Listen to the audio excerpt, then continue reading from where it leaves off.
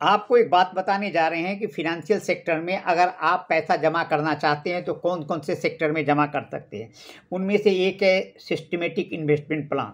ये systematic investment plan क्या है, ये पूरा फ्लिपशिप क्या होता है, इसके बारे में हम बताएंगे। हाँ, फिर उसके बाद क्या है कि एनएवी इसका क्या है, सिप का क्या है, और उसके बाद सिप में इन्वेस्ट कैसे करें, ये सारी बातें हम आपको बताएंगे। साथ साथ है कि एसआईपी का फ़ायदे क्या है, एसआईपी के नुकसान क्या है, एसआईपी निवेश करने डॉक्यूमेंट क्या क्या चीज़ की ज़रूरत होती है वो हम आपको बताएंगे। बहुत सारी चीज़ आपके बारे आएंगे। तो चलते हैं एसआईपी के बारे में बातें करते हैं आपसे।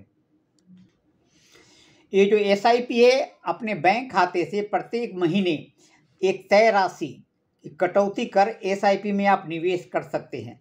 पिछले कुछ वर्षों में एसआईपी के जरिए रिकॉर्ड तोड़ निवेश करने से देखने को मिला है। ये एसआईपी जो होता है सिस्टमेटिक इन्वेस्टमेंट प्लान, आपको म्यूचुअल फंड में मासिक, साप्ताहिक योजना या रोजाना किस्त के रूप में निवेश करने की सुविधा प्रदान करती है। एसआईपी में प्रत्येक मोड़ पर आपको अलग अलग फायदे या नुकसान देखने को मिल सकता है। यदि आप स्टॉक में निवेश लगाकर पैसा अधिक मात्रा में रिटर्न पार्ट सोच रहे तो इसमें आप एसआईपी क्या है, एसआईपी इन्वेस्ट कैसे करें और एसआईपी से लाभ क्या है, वो उसके बारे में हम आपको बता रहे हैं। एसआईपी का फुल फॉर्म क्या आता है? सिप एसआईपी का फुल फॉर्म क्या बोलते हैं? सिस्टमेटिक इन्वेस्टमेंट प्लान, इसे बोलते हैं सिस्टमेटिक। यह सिप म्यूचुअल फंड में निवेश करने की एक योजना है जिसका पूरा नाम व्यवस्थित निवेश योजना कहते हैं। यह है जिसे अंग्रेजी में सिस्टमेटिक इन्वेस्टमेंट प्लान कहते हैं। सिप क्या है? सिप क्या है कि सिप एक जमा करने या इन्वेस्ट करने की योजना है जिसके माध्यम से आप म्यूचुअल फंड में एक तय राशि को एक किसी खास समय अंतराल में अपने आवश्यकता अनुसार आप अपने ज़रूरत के अनुसार उसमें निवेश कर सकते हैं। निवेश करने के बाद आपको एक समय अंतराल पे मासिक, त्रैमासिक या सिप कर सकते हैं। सिप आपके लिए कुल निवेश लागत का एक अनुमान करता है और आपको एक वित्तीय सीमा तक निवेश करने के चुनाव की सुविधा देते हैं। अब एनएवी क्या है? एनएवी नेट एसेट वैल्यू, जिसका अर्थ है शुद्ध संपत्ति का मूल्य। एनएवी के अनुसार म्यूचुअल फंड में एसआईपी के जरिए निवेश किया जाता है। उस संपत्ति का वैल्यू के मुताबिक एक यूनिट का म्यूचुअल फंड की कीमत तय करती है। एसआईपी में इन्वेस्ट कैसे करें? एसआईपी में इन्वेस्ट अब कैसे करना है, अब आगे बातें बताते हैं कि एसआईपी में जब आपको इन्वेस्ट करना है ये बहुत ही आसान है। इसके दो तरीके हैं। एक है कि आप सीधी डायरेक्ट प्लान में जा सकते हैं, दूसरा है कि एक रेगुलर प्लान में जा सकते हैं। अच्छा, डायरेक्ट प्लान में क्या है कि निवेशक जो होता है, जो भी इन्वेस्टर होता है, डायरेक्ट इन्वेस्ट करता है। इसमें कोई ब्रोकर या मिडिलमैन की ज़रूरत नहीं होती है। इसमें एएमसी के जरिए किसी भी कंपनी के डायरेक्ट में निवेश कर सकते हैं जिससे अच्छा रिटर्न भी हासिल होता है। नए निवेशकों को इससे परेशानी हो सकती है, इसलिए उससे बचने के लिए आप क्या करते हैं कि आपको गाइड करने वाला कोई नहीं, इसलिए आप जानकारी के लिए आप लेते हैं रेगुलर प्लान। एनालिसिस करके मुश्किल होता है, इससे नुकसान से वो हो सकता है। इसलिए रेगुलर प्लान में निवेशक और बाजार के बीच में एक ब्रोकर या मिडिलमैन शामिल होते हैं और ब्रोकर एएमसी के स्कीम खरीद लेता है, जिसके बाद निवेशकों से निवेश करवाया जाता है। इसके तहत तरीके में निवेशक का अनुमान जो होता है नुकसान होने पर कम अवसर होते हैं। ज़्यादातर तरीके में इस तरह के निवेश किए जाते हैं और निवेशकों को, जो भी इन्वेस्टर होते हैं, से ब्रोकर अपनी एक फीस होता है, तयशुदा फीस होती है, वो लेते हैं। रेगुलर प्लान में निवेशक को ब्रोकर का सही म्यूचुअल फंड में निवेश करने की सलाह देता है, जिससे निवेशक को आसानी होती है। एसआईपी के फायदे क्या है? अब आइए एसआईपी के बेनिफिट हम आपको बताते हैं। एसआईपी का निवेशक का फायदे क्या है? यदि आप एसआईपी के निवेशक है तो आपको इसके फायदे मिल जाते हैं, जिससे आप इनकम टैक्स रिटर्न करते हैं तो उसमें एसआईपी का मदद मिलता है और रिटर्न में छूट मिलती है।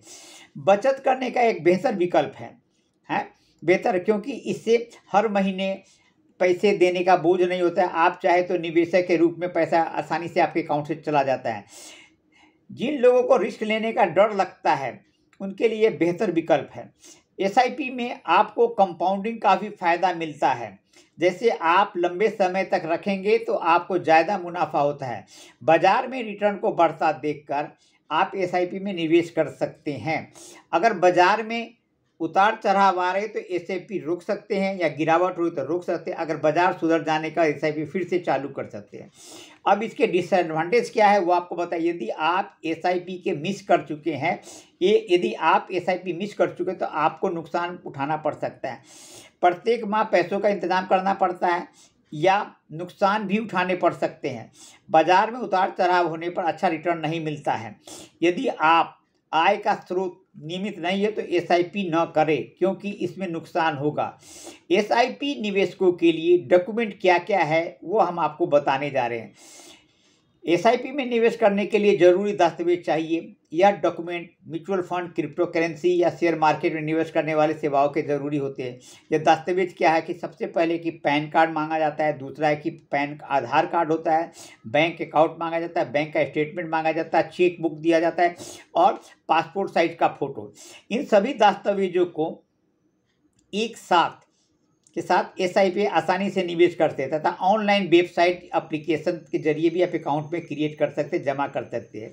इन दस्तावेजों से डीमैट अकाउंट ओपन किया जाता है तथा फंड निवेश किया जाता के लिए एएमसी प्रक्रिया जरूरी होता है। बिना केवाईसी के निवेश नहीं कर सकते। केवाईसी में आपका नाम, पता, email ID, date of birth, mobile number, bank detail भरनी होती है।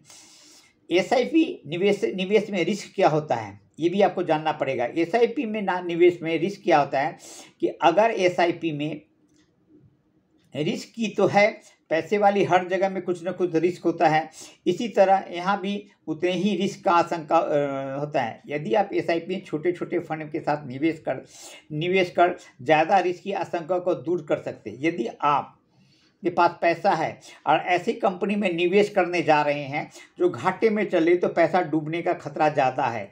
कम समय में निवेश पर नुकसान हो सकता है तथा लंबे समय पर निवेशक को नुकसान के अवसर काफ़ी होते हैं। इसलिए के अलावा एसआईपी को 2-3 महीने में तोड़ने या एसआईपी प्रक्रिया पूर्ण न होने पे चलते नुकसान हो सकता है, या कंपनी पर अचानक आय संकट के भी कारण भी यह नुकसान हो सकता है। तो इस तरह हम आपको जो एसआईपी के बारे में बताया है। अब आते हैं कि एसआईपी में कौन कौन से फंड है। सबसे पहले कि फंड का नाम है कि एक्सिस ब्लू चिप है, एक्सिस फोकस 25 फंड है, डीएसपी इक्विटी फंड है, और फंड क्या है, और ICICI Prudential fund, HDFC balance fund है, ICICI Prudential blue chip fund है, Kotak standard multi cap fund है, क्वांट इंफ्रास्ट्रक्चर फंड है, निप्पॉन इंडिया फंड के लार्ज कैप फंड है, टाटा इंडिया कंज्यूमर फंड है, और आईसीआईसीआई प्रूडेंशियल है, आईडीएफसी गवर्नमेंट सिक्योरिटी फंड है, और आईडीएफसी गवर्नमेंट फंड है, निप्पॉन इंडियन इन्वेस्टमेंट फंड है, ये कुछ चुनिंदे फंड है, आईडीएफसी गवर्नमेंट फंड है, और आईसीआईसीआई प्रूडेंशियल फंड है, डीएसपी गवर्नमेंट सिक्योरिटी फंड है, एडेलवाइज गवर्नमेंट सिक्योरिटी फंड है, ICICI government constant maturity guilt है, और टाटा म्यूचुअलिटी फंड है। ये लंबे समय पे इनकी जो 5 वर्ष का रिटर्न में सबसे ज़्यादा आपको देखने को मिला है टाटा डिजिटल इंडिया फंड में 35.52% मिला है, सबसे ज़्यादा टाटा में। उसके बाद भी बहुत सारे कंपनियां जैसे कि आपके आईसीआई प्रूडेंट में 13.62% मिला है लॉन्ग टर्म में, टाटा इंडिया का कंज्यूमर फंड में मिला है 15% है, क्वांट इंफ्रास्ट्रक्चर में आपको 24.14% है। इस तरह करके पैसे ज़्यादा है, और सबसे ज़्यादा आईसीआई प्रूडेंशियल टेक्नोलॉजी फंड में भी 33.91% है।